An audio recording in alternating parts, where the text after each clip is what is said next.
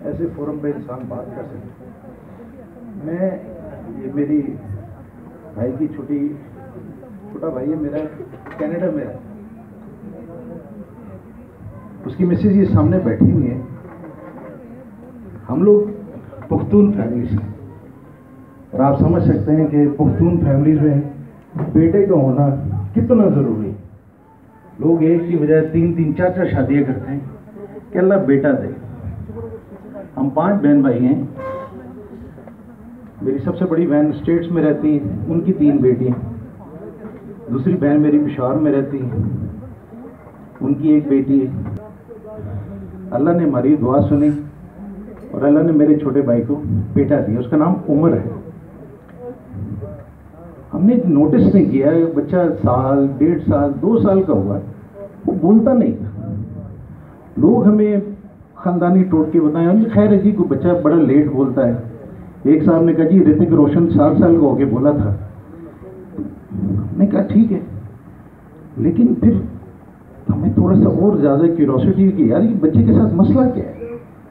تو کینیڈا میں جب اس کو ڈاکٹر کو دکھایا تو ایک بومب شیل ہم پہ آگے گرا جب اس نے بتایا کہ جی بچہ آٹسٹک پیشنٹ ہے. ہم تو ہل کے رہ گئے کہ یا اللہ اتنی منتوں مرادوں کے بعد تو نے بیٹا دیا اور وہ بھی آٹسٹک. بہت پریشانی.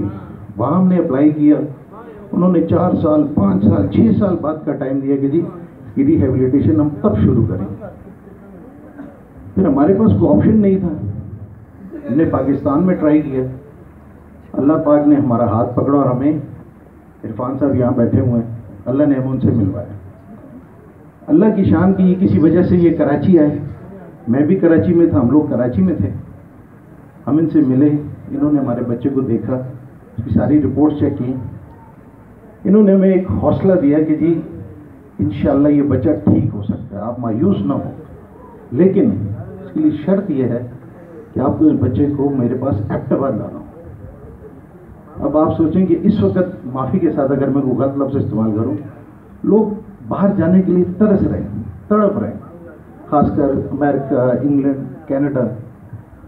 ہمارے پاس اور کوئی آپشن نہیں تھا سوائے اس کے کہ ہم کینیڈا چھوڑ کے اس کی خاطر ایبٹ آباد آ. اور آپ یقین جانیں, میں دل سے یہ بات کر رہا ہوں کہ ہمارا وہ بچہ جو بالکل اپنے ہوش و حواس میں ہی نہیں تھا, ایک دفعہ ایسے ریئیکٹ کرتا تھا کہ ہم کیا کریں اس بچے کو. اپنے سر پہ وہ مارتا تھا, اپنے آپ کو ہرٹ کرتا تھا. ہمارے تو مطلب اللہ سے دعا کریں یا اللہ پاک کوئی خصوصی ایسے ہمارے لیے ارینجمنٹ کر دے. اللہ نے ہمیں عرفان صاحب سے ملوا دی. انہوں نے یہ شرط رکھی کہ آپ اس کو ایبٹ آباد میرے پاس لے کے آئیں. میں ٹائم فریم تو نہیں دے سکتا, لیکن انشاءاللہ with in a couple of years میں آپ کو اس میں نوٹسیبل ڈفرینس دکھاؤں. اور آج آپ یقین جانیں, اللہ کی مدد کے بعد عرفان صاحب کی کوششوں سے میرا وہ بچہ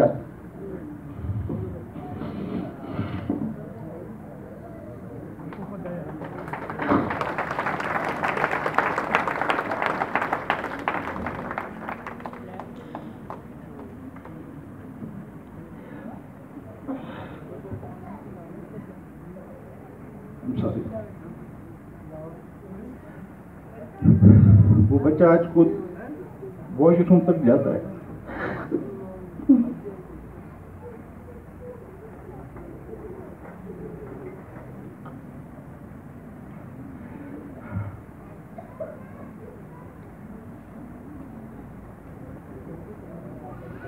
پین کے اوپر انگلی اٹھاتے ہیں کہ جی کہیں والدین نے کوئی غلط کام کیا ہے جس کی وجہ سے اللہ نے ایسا بچہ دیا. کوئی کہتا ہے جی انٹر کزن میرجز کرو تو ایسے بچے ہوتے ہیں. لیکن یقین جانے ہم نے اس کو اللہ کی رضا سمجھا.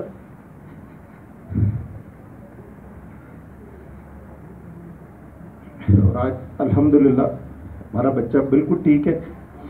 اس میں امپروومنٹ کی ابھی بھی گنجائش ہے, لیکن یہاں میں ایک بات سب سے ضرور کہوں گا, خدا کا واسطہ ایسے بچوں کو ریجیکٹ نہ کرے, ان کو معاشرے کا ناسور لگ سکتے.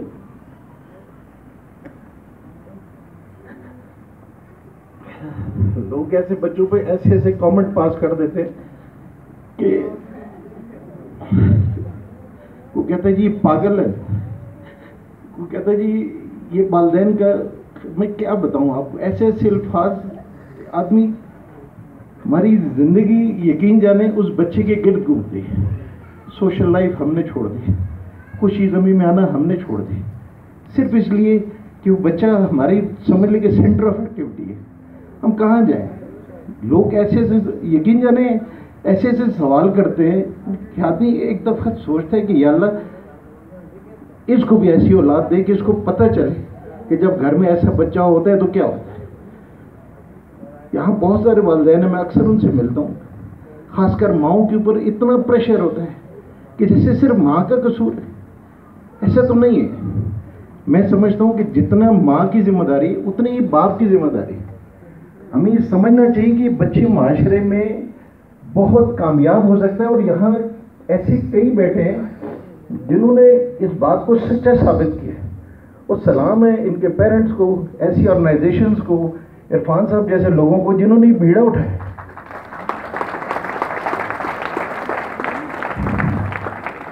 ورنہ ایسے لگتا ہے جیسے بچہ صرف والدین کی ذمہ داری.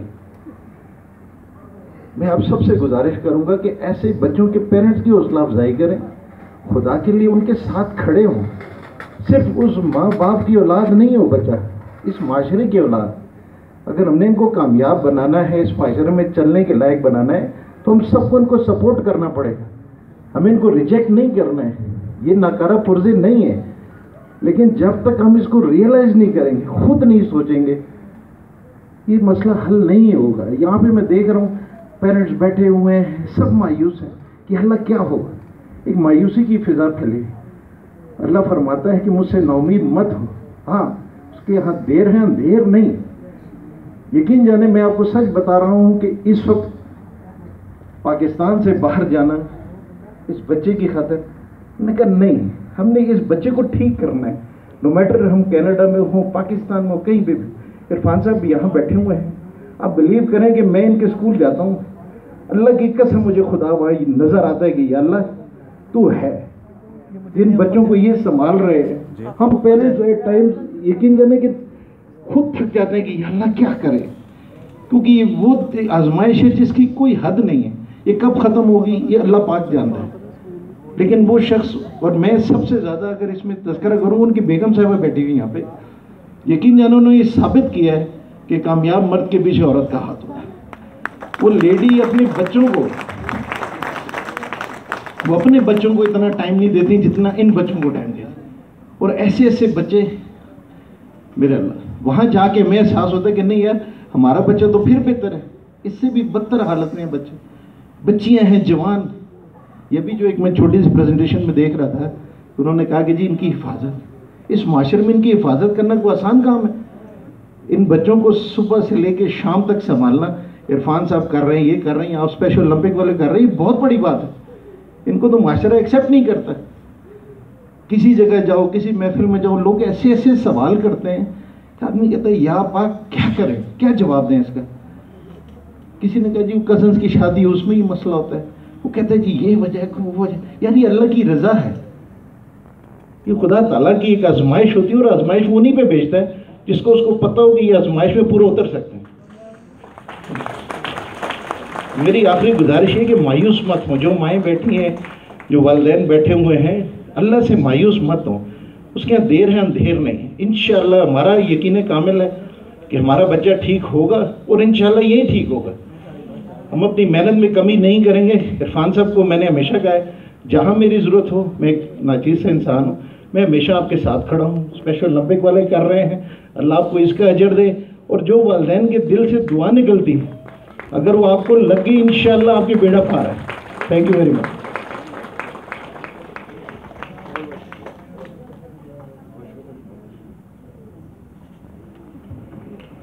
اچھا ابھی